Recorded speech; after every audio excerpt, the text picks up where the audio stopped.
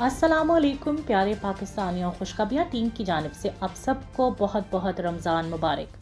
پیش خدمت ہیں آج کی تازہ خوشخبریاں۔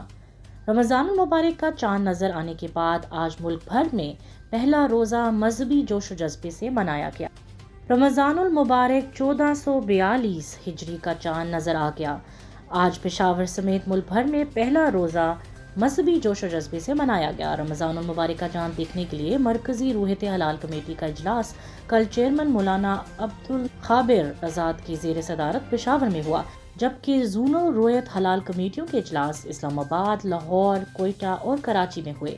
چیئرمین روحیت حلال کمیٹی نے پریس کانفرنس میں چاند نظر آنے کا باضابطہ اعلان کرتے ہوئے کہا کہ ملک کے بیشتر شہروں میں مطلع صاف تھا، جہاں سے متعدد شہادتیں موصول ہوئیں، جبکہ کراچی، لاہور، اسلام آباد سمیت دیگر شہروں میں واضح طور پر چاند دیکھا گیا۔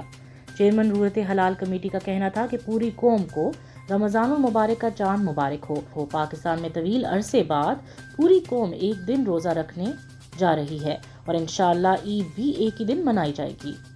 وزارت سائنس اور ٹیکنالوجی اور روحیت حلال ریسرچ کونسل نے پہلے ہی پیشن گوئی کر دی تھی کہ کل رمضان المبارک کا چاند نظر آ جائے گا اور آج ہی ملک بھر میں پہلا روزہ منایا جائے گا۔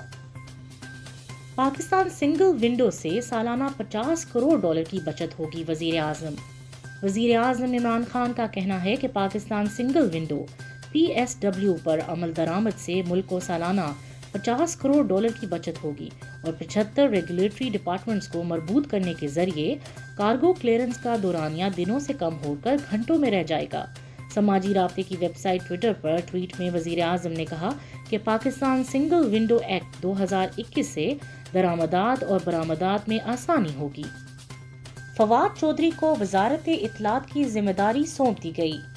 حکومت نے وفاقی وزیر فواد چودھری کو وزارت اطلاعات کی ذمہ داری سونپ دی۔ وزیر اعظم عمران خان نے وفاقی وزیر برائے سائنس اور ٹیکنالوجی فواد چودھری کو وزارت اطلاعات کا کام سنبھالنے کی ہدایت کر دی۔ واضح رہے کہ فواد چودھری موجودہ حکومت کے پہلے وزیر اطلاعات تھے، لیکن پھر انہیں عہدے سے ہٹا کر فردوس عاشق اعوان کو معاون خصوصی برائے اطلاعات بنایا گیا تھا۔ بعد ازاں ان سے بھی یہ عہدہ واپس لے کر سینیٹر شبلی فراز کو وفاقی وزیر اطلاعات تعینات کر دیا گیا تھا اور اب ایک بار پھر فواد چودھری کو یہ ذمہ داری سونپ دی گئی ہے۔ رمضان میں اشیاء ضروری کی دستیابی اور قیمتوں کی سخت نگرانی کی جائے گی، وزیر اعظم کی ہدایت۔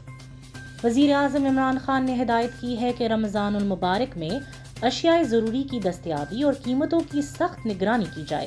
وزیر اعظم عمران خان کی زیر صدارت رمضان المبارک کے پیش نظر اشیاء ضروری کی دستیابی اور قیمتوں کے حوالے سے اعلیٰ سطح اجلاس منعقد ہوا، جس میں وفاقی وزراء محمد حماد اظہر، سید فخر امام، عمر ایوب خان، معاون خصوصی ڈاکٹر ثانیہ نشتر، ڈاکٹر شہباز گل، متعلقہ وزارتوں کے secretaries, chairman FBR، chief commissioner Islamabad اور managing director utility stores corporation شریک ہوئے، جبکہ ویڈیو لنک سے صوبائی چیف سیکرٹری صاحبان بھی شریک ہوئے۔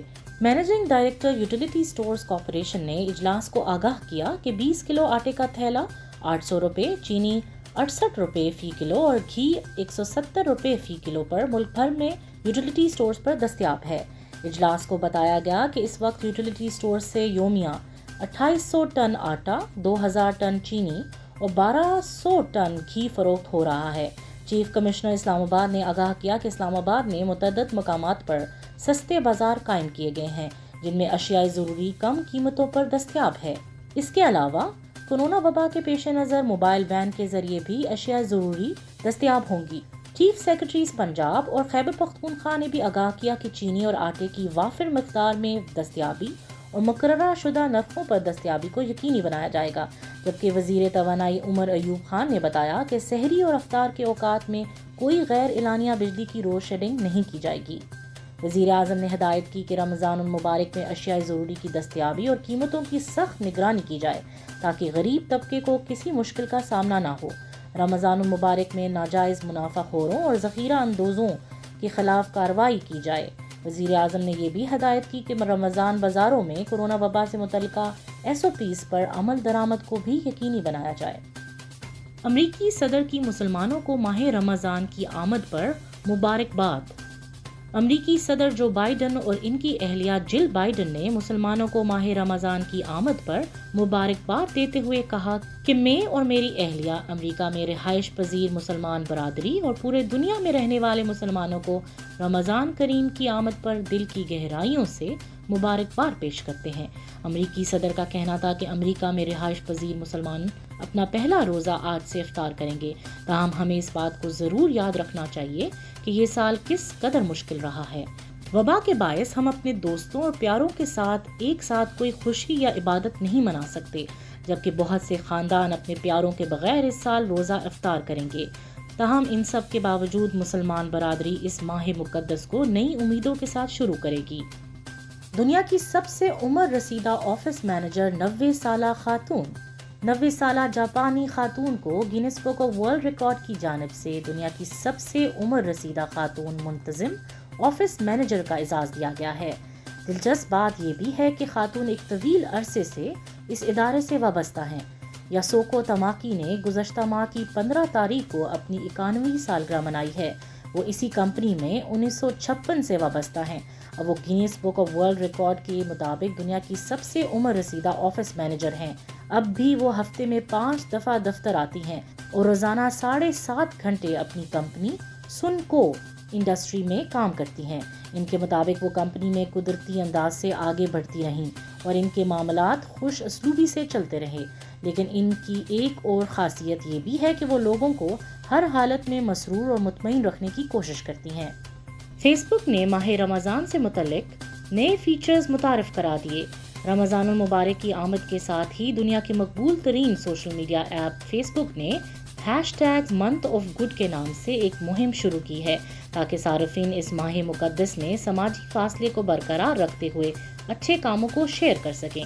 فیس بک سے جاری کردہ بیان کے مطابق رمضان میں لوگ انسٹاگرام اور واٹس ایپ کے نئے سٹیکرز کے ساتھ اپنے دوستوں اور گھر والوں کے ساتھ اچھے کام شیئر کر سکیں گے، جیسے کہ اپنے دوستوں اور گھر والوں کا سحر یا افطار کے موقع پر شکریہ ادا کرنا، کوئی اچھا کام کر کے سوشل میڈیا پر شیئر کرنا تاکہ دیگر کے اندر بھی یہی کاموں کی حوصلہ افزائی ہو سکے۔ آج کے لیے بس اتنا ہی، انشاءاللہ کل تازہ خبروں کے ساتھ پھر حاضر ہوں گے۔ پاکستان زندہ باد۔